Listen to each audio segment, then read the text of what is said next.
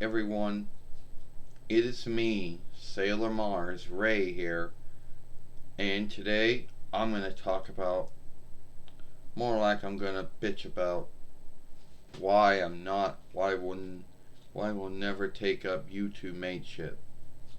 First off, um, some of you folks out there who are YouTube mates, you know there's probably more downsides than upsides to being a YouTube mate. So, you know what I'm talking about. And you don't have to gatekeep it either. And you don't have to tell me I don't got the right to scave and, any of this, because I do. First off, and the mates can back this up too, shifting of oversight. First off, why would I want to uphold an oversight that is always shifting? Yes, YouTube mateship oversight is always shifting, and so is YouTube boostering and showing oversight is always shifting. Now, you might ask yourself, why is this? Since the YouTube mateship oversight and the YouTube boostering oversight is handled by Google, one of YouTube bears, anytime Google shifts the oversight on how YouTube mateship should run, or how boosterings and showings and all Google websites should be handled, and since YouTube is a Google website, that means the oversight will be shifted. But they shift it all the time. I think every month or every year, or I don't know, they're shifting it. Shifting about how many followers one must have, how much watch time one should get, how many how long a film should be before you can boosterings and showings on it. This and that. And you have to go in and you have to tell them every single thing you said and did not say in your film, and everything you did and did not do in your film.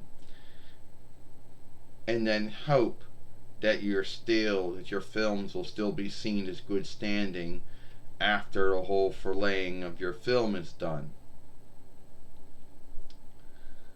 Yeah, I don't see why I want to uphold other oversights that are shifting all the time, that you can lose your good standing on like that. You know, folks who are YouTube mates are probably always frightened, always worried about, are they still going to be in good standing? Are they going to lose their good standing with YouTube mateship oversight, YouTube boostering or showing oversight, which they always are, and sometimes no mistake on their own, just on oh just on someone at Google makes a mistake, or someone at YouTube makes a mistake, or they're just doing it because they want to be creeps. And at the end of the day, another thing is upholding oversights on Google AdWords or AdSense or whatever the hell it is. That's shifting all the time too. And you can lose that as well.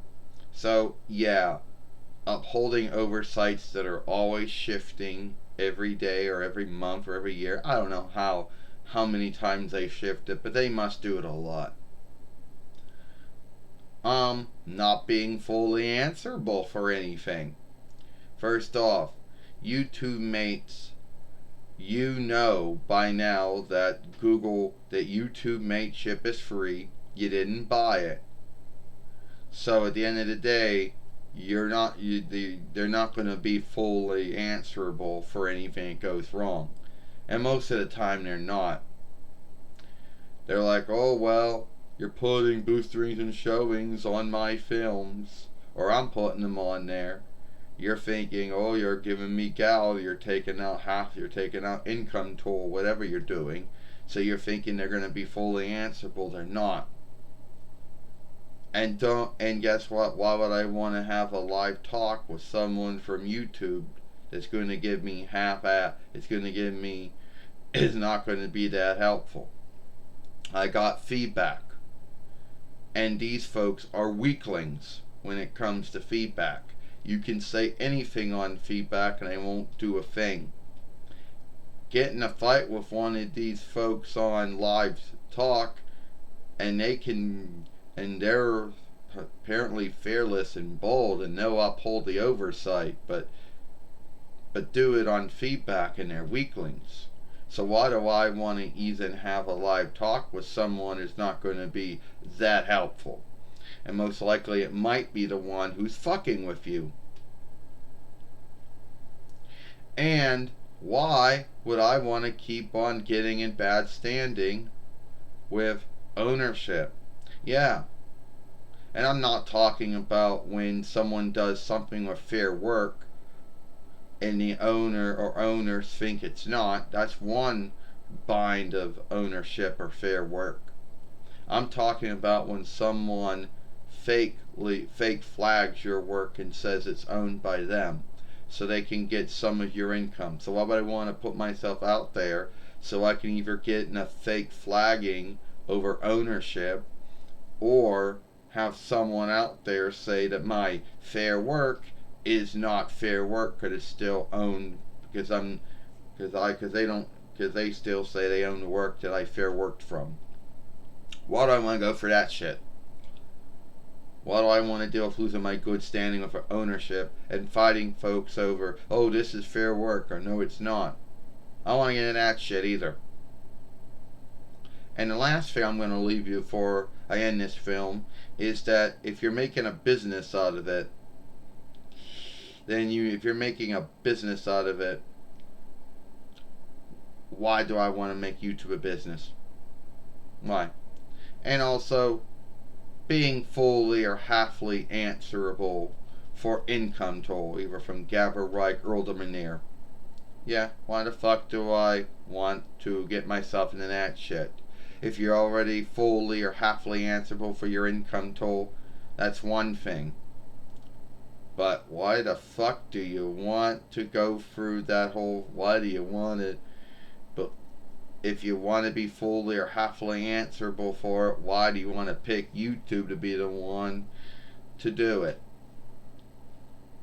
If you can't trust them to help you when it comes to hang-ups and binds and always shifting the oversight, then I don't know why you would want to put yourself in a bind when it comes to income toll.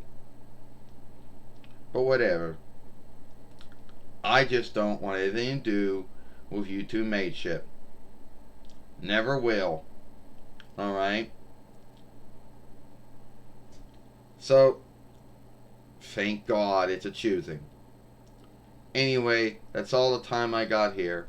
And if you like this film, if you like my bitching, then follow me over here at Sailor Moon for Life.